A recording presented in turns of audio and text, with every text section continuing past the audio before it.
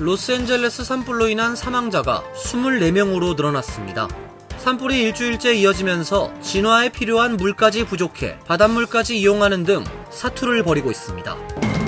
조 바이든 행정부가 베네수엘라와 엘살바도르, 우크라이나, 수단 등에서 온 미국 내 불법 체류자 100만 명에 대한 추방 면제를 결정했습니다. 맨해튼 혼잡통행료 프로그램이 시작된 지 일주일이 지난 가운데 대중교통 이용객이 급격히 늘고 있다는 분석이 나왔습니다. 트럼프 대통령 당선인은 뉴욕주 공화당 의원들과의 회동에서 통행료 폐지를 위해 노력하겠다고 말한 것으로 알려지고 있습니다. 개인 세금 보고 접수가 오는 27일부터 시작됩니다. 다만 LA 지역 산불 피해 지역 주민들은 세금 보고와 재산세, 판매세 납부를 연기받을 수 있도록 했습니다. 연방이민세관 단속국이 한국에서 세입자 9명을 상대로 보증금 62억 원을 가로채고 미국으로 도피한 전세 사기범 부부의 추방 당시 얼굴을 공개했습니다. 이상은 오늘의 주요 뉴스입니다. 시청자 여러분 안녕하십니까? KBN 뉴스입니다.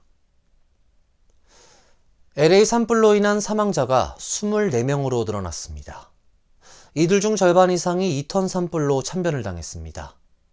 산불이 일주일째 이어지면서 진화에 필요한 물까지 부족해 바닷물까지 이용하는 등 사투를 벌이고 있습니다. 보도에 김태희 기자입니다. LA 카운티 검시관실은 어제 자료를 내고 오후 5시 기준 사망자가 24명으로 늘었다고 밝혔습니다. 이들 중 8명이 팰리세이즈, 16명이 2톤 산불로 사망한 것으로 파악됐습니다.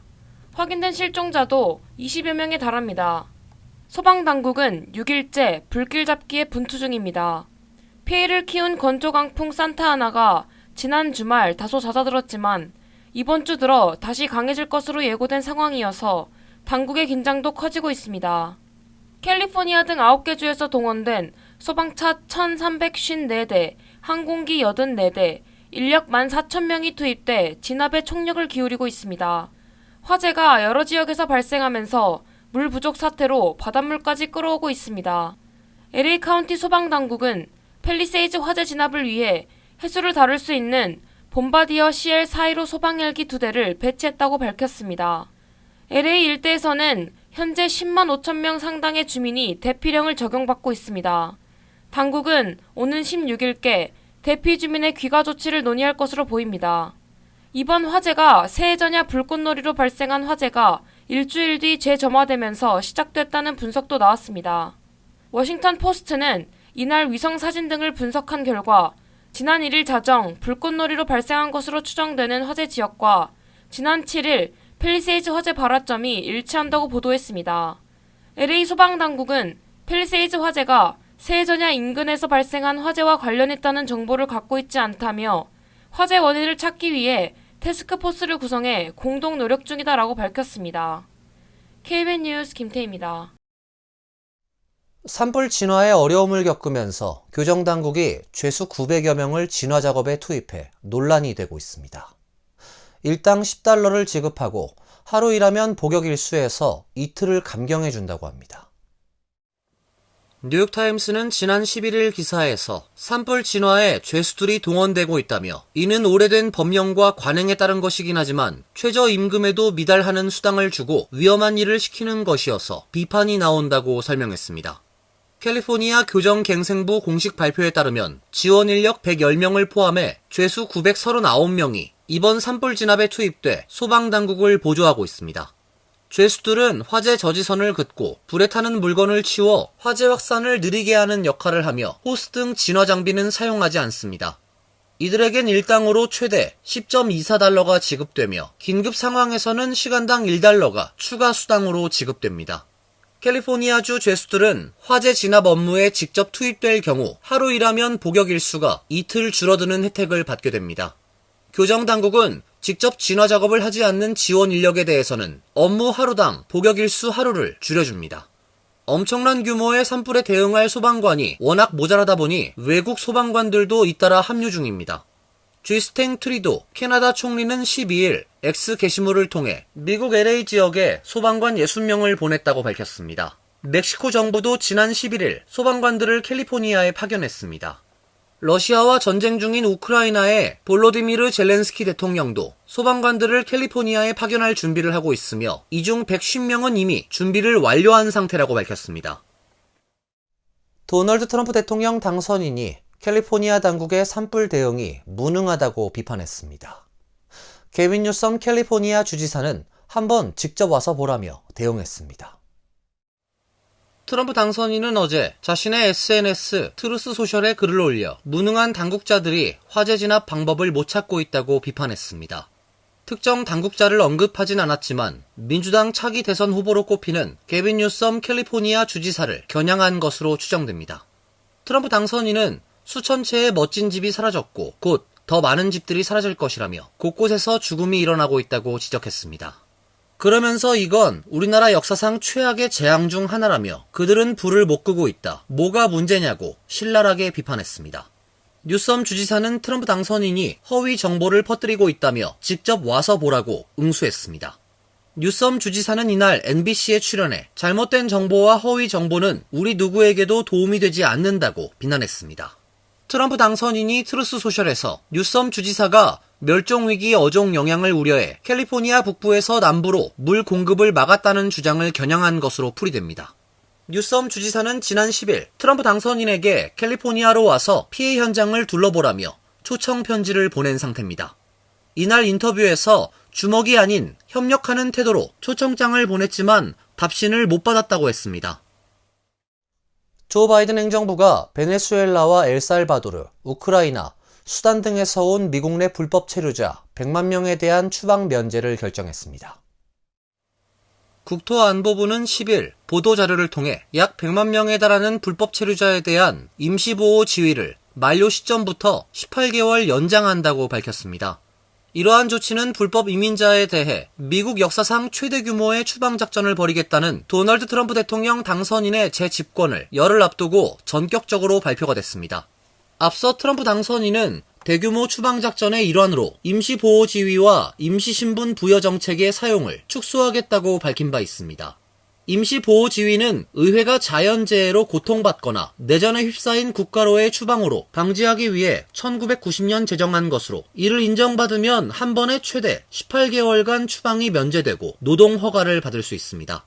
이번 조치로 혜택을 받은 이는 베네수엘라 약 60만 명, 엘살바도르 약 23만 2천 명, 우크라이나 약 10만 3,700명, 수단 약 1,900명 등 4개국 국적자입니다. 국토안보부는 베네수엘라와 관련 비인도적인 마두로 정권의 정치적, 경제적 위기로 인해 베네수엘라가 심각한 인도주의적 위기에 직면해 있다는 점을 근거로 했다고 밝혔습니다. 엘살바도르의 경우 2001년 대지진 피해에 이은 2023년과 지난해의 폭풍과 폭우 등 지질학적, 기상학적 사건을 근거로 한다고 설명했습니다. 우크라이나는 러시아의 침략 전쟁을 이유로 들었고 수단은 정부군과 준군사 조직인 신속지원군 간 내전 및 유혈 사태 등을 근거로 제시했습니다. 국토안보부는 이번 연장 혜택이 기존 임시보호지위 대상자에게만 적용된다면서 이외에 합법적으로 미국에 체류할 근거를 입증하지 못하는 비시민권자는 추방하겠다고 밝혔습니다. 맨해튼 60스트리트 남단으로 진입하는 차량에 요금을 부과하는 혼잡 통행료 프로그램이 시작된 지 일주일이 지난 가운데 대중교통 이용객이 급격히 늘고 있다는 분석이 나왔습니다. 한편 트럼프 대통령 당선인은 뉴욕주 공화당 의원들과의 회동에서 통행료 폐지를 위해 노력하겠다고 말한 것으로 알려지고 있습니다. 크레인스 뉴욕이 어제 메트로폴리탄 교통공사 데이터를 분석해 보도한 데 따르면 지난 7일 기준 전철과 버스, 통근 열차를 이용한 승객 수는 지난해 같은 날 대비 50만 명 이상 더 많았던 것으로 파악됐습니다. 지난해보다 승객 수가 가장 많이 늘어난 대중교통은 전철입니다. 지난 7일 전철 이용객은 370만 명을 넘어섰는데 이는 지난해 같은 날 대비 40만 명 이상 늘어난 수준입니다. 같은 날 버스 이용객은 총 120만 명으로 2024년 초 대비 8만 명이 더 탑승한 것으로 파악됐습니다. 특히 MTA는 스태튼 아일랜드나 브루클린에서 출발해 미드타운으로 향하는 버스 노선을 늘렸는데 효과가 있었다는 해석입니다. 롱아일랜드 레일로드와 메트로너스 열차에는 지난해 대비 3만 명 이상이 더 탑승한 것으로 나타났습니다. 뉴욕 뉴저지 항만청은 지난주 패스트트레인 탑승객 수를 공개하진 않았지만 전문가들은 뉴저지에서 승용차 대신 패스트트레인에 탑승해 맨해튼으로 향하는 이들도 더 늘었을 것으로 보고 있습니다. 다만 패스트트레인 요금이 12일부터 25센트가 올라 3달러가 된 만큼 이로 인한 영향은 좀 더 지켜봐야 할 것으로 전망됩니다. 한편 도널드 트럼프 대통령 당선인은 11일 밤 뉴욕주 공화당 의원들과 회동하고 취임 후 혼잡 통행료 프로그램을 폐지하기 위해 노력하겠다고 합의한 것으로 전해졌습니다. 개인 세금 보고 접수가 오는 27일부터 시작됩니다. 마감은 4월 15일까지입니다.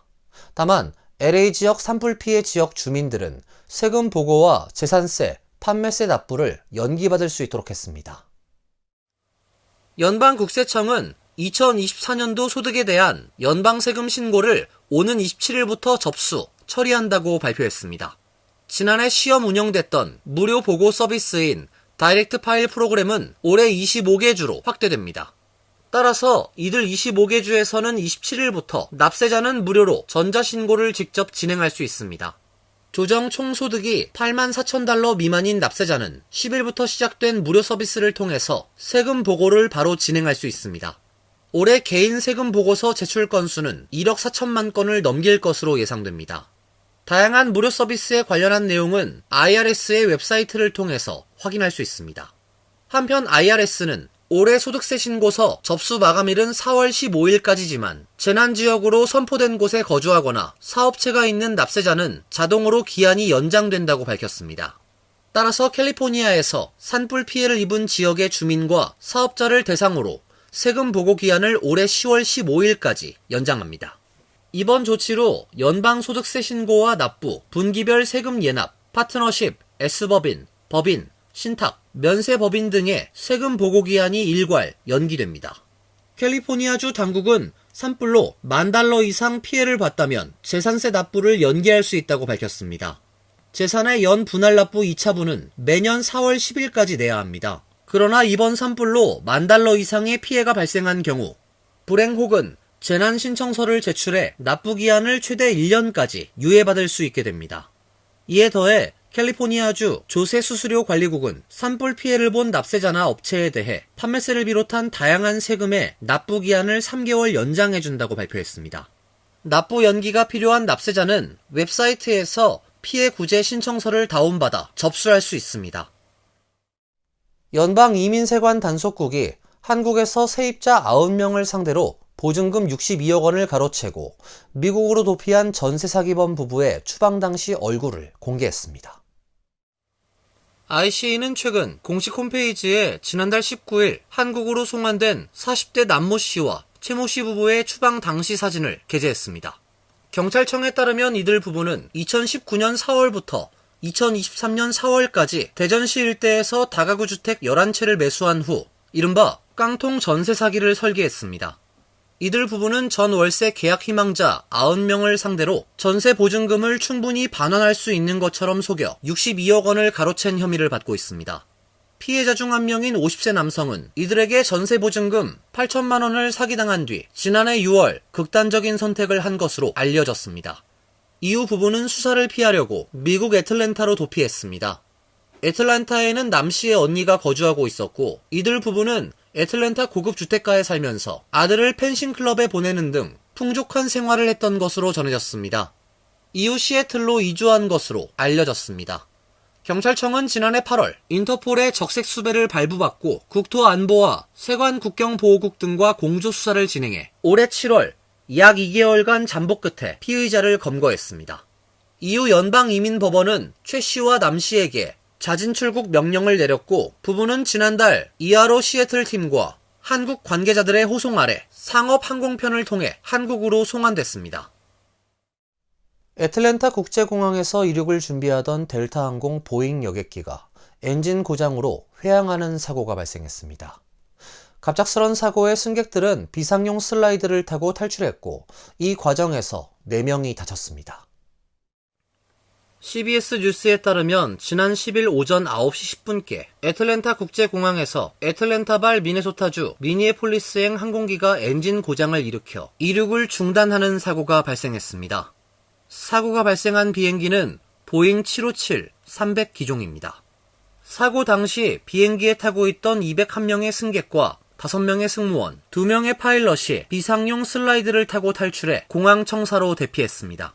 이 사고로 탑승객 201명 중 4명이 부상을 입었고 1명이 인근 병원으로 이송됐습니다. 사고 원인은 밝혀지지 않았습니다.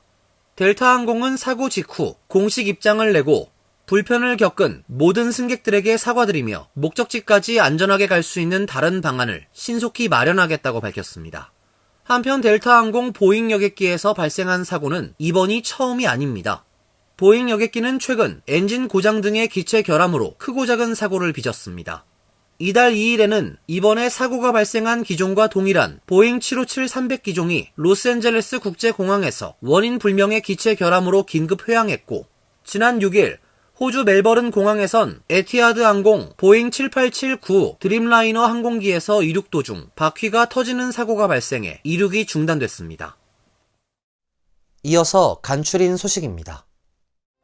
월스트리트 저널은 오늘 현대자동차가 오는 20일 치러지는 도널드 트럼프 대통령 당선인의 취임식에 $1,000,000를 기부했다고 보도했습니다. 신문은 현대가 미국 대통령 취임식에 기부한 것은 현대 역사상 처음 있는 일이라고 전했습니다. 자동차 업체들의 이딴 기부에 따른 것으로 보입니다. 제너럴 모터스, 포드, 도요타도 각각 $1,000,000를 트럼프 당선인 취임식에 기부했습니다. 현대자동차는 미국 제조업을 지원하고 공급망을 보호하며 혁신을 촉진하는 정책에 대해 새 행정부와 협력할 수 있는 기회를 환영한다고 밝혔습니다. 아마존의 창업자 제프 베이조스가 설립한 우주기업 블루 오리진이 오늘 대형 재사용 발사체 뉴글렌의 발사를 발사 직전 취소했습니다.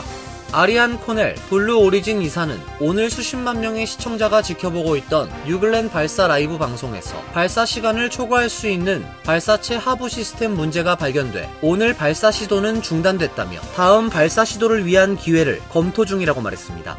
다만 코넬 이사는 중단 원인과 향후 발사 시기에 대해서는 구체적으로 밝히지 않았습니다. 뉴글렌은 지난 2012년 개발을 시작해 2016년 공식 발표한 발사체로 32층 건물 높이인 98m, 지름 7m에 이르는 2단 로켓입니다. 뉴글렌의 1단 로켓은 최소 25회 재사용할 수 있습니다. 한인 커뮤니티 재단이 미주 한인의 날을 맞아 전국 42개 비영리단체에 $317만 보조금 지원을 발표했습니다. 2002년 설립 이후 최대 규모입니다. 뉴욕, 뉴저지 일원에서는 뉴욕 한인 봉사센터, 뉴욕 가정상담소, 뉴저지 한인 상록회, 시민참여센터, 한인 동포회관, 아시안 아메리칸 연맹, 더 나눔 하우스 등 19개 단체가 수혜 대상에 이름을 올렸습니다.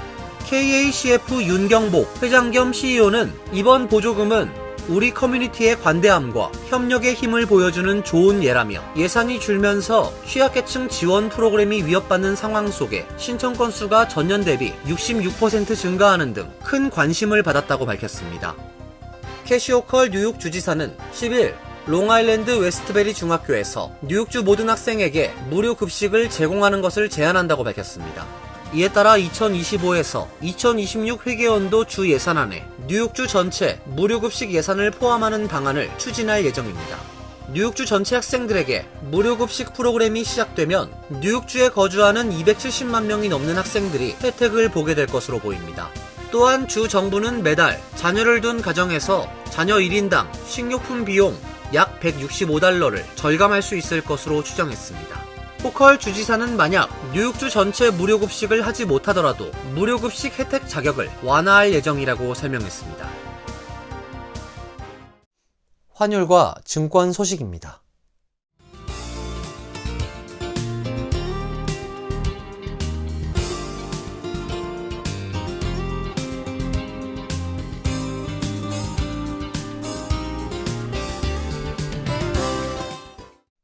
이어서 날씨입니다. 내일은 약간 구름이 끼는 대체로 맑은 날씨가 되겠습니다.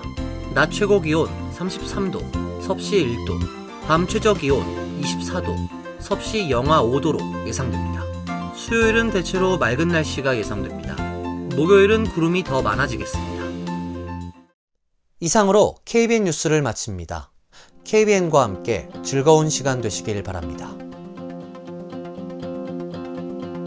미 동부 최대 한인방송 KBN이 제작하는 KBN 뉴스는 웹사이트 mykbn.com 그리고 유튜브와 페이스북에서 다시 보실 수 있습니다. 좋아요, 구독, 알림 설정은 뉴스 제작에 큰 도움이 됩니다.